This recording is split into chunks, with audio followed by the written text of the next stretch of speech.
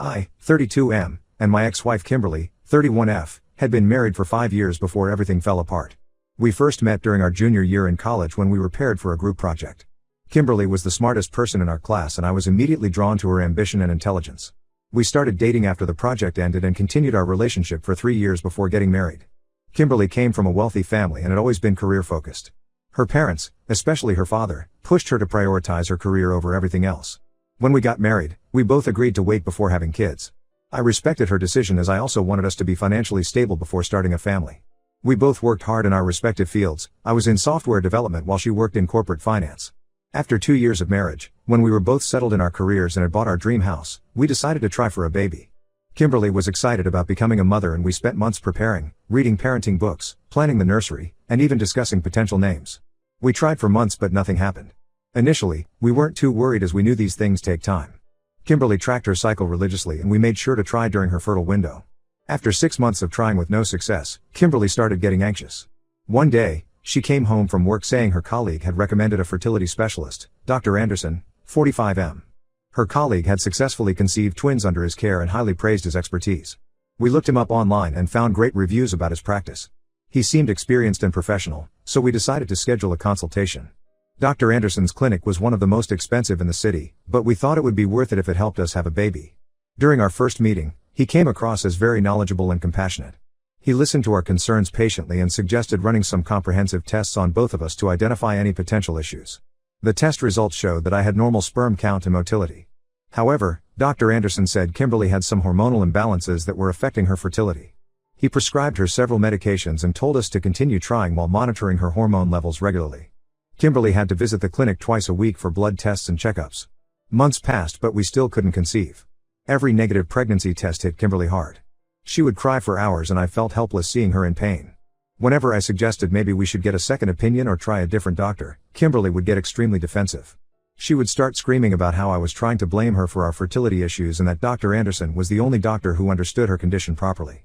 I started noticing changes in Kimberly's behavior about a year into our treatment. She began spending more time at the clinic for her appointments. Sometimes she would be gone for 3 to 4 hours for what she claimed were routine checkups. When I offered to accompany her to these appointments, she would make excuses saying it was just basic stuff and I shouldn't miss work. She also started paying more attention to her appearance before these appointments, doing her hair nicely, wearing makeup, and dressing up in her best outfits. I found this odd but convinced myself that maybe looking good helped her feel more confident during this difficult time. Kimberly also became very protective of her phone. She would take it with her everywhere, even to the bathroom.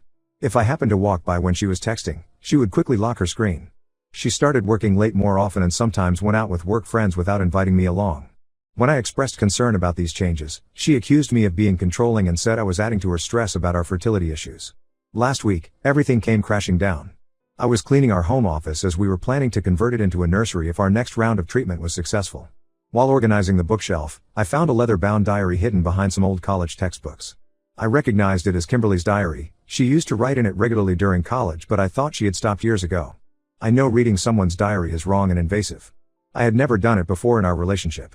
But something about her recent behavior had been bothering me and I couldn't shake off the feeling that something was wrong. With shaking hands, I opened the diary to recent entries. What I read destroyed my world completely. Kimberly had been having an affair with Dr. Anderson for the past 3 years. It started during one of her checkups when he complimented her appearance and asked her out for coffee to discuss her treatment plan in detail. She wrote about how attractive she found him and how his maturity and success made her feel things she had never felt with me. The worst part was discovering that she had gotten pregnant twice during our marriage. Both times, she had aborted the pregnancies because she wasn't sure if they were mine or Dr. Anderson's. She wrote in detail about her guilt but also about how she couldn't bring herself to end her relationship with him. There were entries about how they would laugh about me during their meetings, how clueless I was about their affair and how I kept suggesting seeing other doctors without realizing why she wanted to stick with him. I felt physically sick reading these entries. The level of betrayal was beyond anything I could have imagined. Not only had she cheated on me for years, but she had also killed our potential children without even giving me a chance to be their father. All those times I had held her while she cried about not being able to conceive, she had actually terminated pregnancies behind my back. I photographed several pages of the diary as evidence before confronting Kimberly. When she came home that evening, I asked her directly about her relationship with Dr. Anderson. At first, she tried to deny everything, saying I was being paranoid. But when I showed her the photographs of her diary entries, she broke down completely. Through her tears, she admitted to everything, the affair, the abortions, all of it. She tried to justify her actions by saying she had felt lonely and insecure about our fertility struggles. She claimed Dr. Anderson had taken advantage of her vulnerable state, but her diary entries told a different story. She begged me not to leave her, promising to end things with Dr. Anderson and find a new doctor. She said we could start fresh and try for a baby again. I couldn't even look at her. I packed some clothes and essential items and left that night. I went to my brother Mike's, 35M, place as he lived nearby. When I told him everything, he was furious but not entirely surprised. He revealed that he had seen Kimberly and Dr. Anderson having lunch together at a restaurant few months ago, looking very intimate. He hadn't said anything because he wasn't sure about what he saw and didn't want to create problems in our marriage without concrete evidence. The next day, I contacted a divorce lawyer and filed for divorce. I also reported Dr. Anderson to the medical board for having an inappropriate relationship with his patient. Thanks to the diary entries I had photographed, I had solid proof of both Kimberly's infidelity and Dr. Anderson's unprofessional conduct. My lawyer assured me that given the circumstances, Kimberly wouldn't be entitled to any alimony. Kimberly's family has been calling me continuously, saying I destroyed their daughter's life and career by reporting Dr. Anderson. They said I should have handled this privately instead of making it public. But I don't care anymore. Both of them deserve whatever consequences come their way. I refuse to be quiet about their betrayal just to protect their reputations. Update 1. It's been 3 weeks since my original post, and the situation has gotten even more complicated than I could have imagined. The medical board's investigation into Dr. Anderson opened up a massive can of worms that nobody expected. After my report, 5 other women came forward with similar stories about his predatory behavior during fertility treatments. 2 of these women were married like Kimberly and had also terminated pregnancies that might have been his. One woman, Lisa, 38F, was particularly devastated as she had been trying for a baby for over 8 years. She revealed that Dr. Anderson had manipulated her into a physical relationship by claiming he could fast-track her fertility treatment. When she became pregnant and expressed doubts about the baby's paternity, he pressured her into getting an abortion, threatening to tell her husband about their affair. Another victim, Rachel, 29F, shared an even more disturbing story. She said Dr. Anderson had threatened to deliberately sabotage her fertility treatment if she didn't comply with his advances. He told her he could either help her become a mother or ensure she never had children. The choice was hers. She gave in to his demands out of desperation to have a baby. When she finally did get pregnant, she immediately switched doctors, too afraid to continue under his care. The medical board suspended Dr. Anderson's license immediately after these allegations came to light. The police got involved when they discovered evidence of medical malpractice and potential insurance fraud in his practice. They're currently investigating whether he falsified medical records or prescribed unnecessary treatments to keep patients coming back. Yesterday, Kimberly showed up at my workplace unannounced. She was a complete mess, crying, makeup smeared, hair disheveled. She caused such a scene that my colleagues had to call security. She kept screaming about how I had ruined her life by reporting Dr. Anderson. Apparently, she lost her job at the finance firm after the scandal became public. Dr. Anderson's wife had tracked her down at her workplace and confronted her in front of everyone, calling her a homewrecker and exposing their affair to all her colleagues. Kimberly's reputation in our professional circle is completely destroyed. Most of our mutual friends have cut ties with her after learning about the abortions. She blamed me for everything, saying I could have kept this private and gotten divorced quietly instead of involving the medical board. She seems more concerned about her reputation than the fact that she betrayed me or that Dr. Anderson was preying on vulnerable women. Through a mutual friend, I learned that Kimberly and Dr. Anderson had been making plans to leave their respective spouses and start a new life together. They had purchased property in Colorado under an LLC, planning to relocate there after getting divorces. But as soon as the investigation started, Dr. Anderson completely cut ties with Kimberly. He blocked her number and told her not to contact him again as he tried to save himself from the legal consequences. My brother Mike suggested I get a restraining order against Kimberly as she keeps showing up at places where I might be. Last week, she tried to ambush me at our local gym. The day before that, she was waiting outside my favorite coffee shop. It's like she's stalking me, trying to get me to talk to her. I've documented all these incidents on my lawyer's advice. Kimberly has been desperately trying to contact my parents too. She showed up at their house last Sunday, crying about how she's jobless and can't pay her rent. She asked them for money, claiming that since they had always treated her like a daughter, they should help her in this difficult time. My parents were horrified by her audacity and asked her to leave. They've blocked her number, but she keeps creating new email addresses to contact them. Her parents have also started harassing my family. Her father, who always acted so high and mighty about his daughter's career achievements, now calls my parents daily to guilt trip them. He says we destroyed their daughter's reputation in society and owe it to them to help her financially until she finds another job. Her mother even tried to organize an intervention with our extended family members, claiming that I was being cruel by not giving Kimberly a second chance.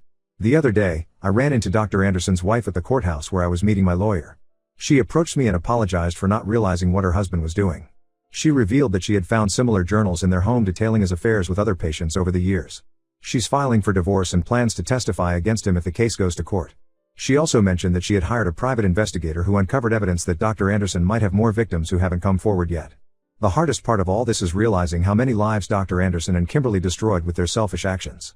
Those women who came forward, their marriages, their dreams of having children, their trust in medical professionals, all shattered because of one man's predatory behavior and women like Kimberly who enabled him. Some of our mutual friends suggested that maybe Kimberly was also a victim of his manipulation, but her diary entries clearly showed she was a willing participant who enjoyed the thrill of their affair. I'm grateful that I found out the truth when I did, but some days the weight of everything feels overwhelming. My lawyer says the divorce proceedings are moving forward smoothly given the evidence we have, but Kimberly's constant attempts to contact me and play the victim are exhausting. I've started looking for jobs in other cities, thinking maybe a fresh start somewhere else would be best for my mental health.